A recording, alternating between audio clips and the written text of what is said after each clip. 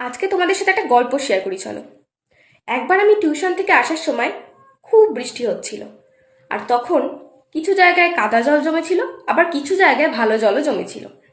তা আমি দুটোর মধ্যে পার্থক্য না করতে পেরে ভুল করে কাদা জলে লাফিয়ে ফেলি। আর তারপর তো আমার ড্রেস, আমার ব্যাগ সব কিছু প্রচণ্ড নোংরা হয়ে যায়, আমি নিজেও নোংরা হয়ে যাই। তারপর বাড়ি ফেরার পর আমার বাবা মা সবাই মিলে আমাকে প্রচণ্ড বকা দেয়। তখন বুঝতে পারিনি, তখন ভেবেছিলাম বাবা মা এসব কেন বলছে। তারপরে রিয়েলাইজ করেছিলাম যখন একটু বড় হই, তখন বুঝতে পেরেছিলাম যে জলটা সত্যিই কাদা ছিল, নোংরা ছিল। তার জন্য আমার বাবা মা আমাকে বকেছিল।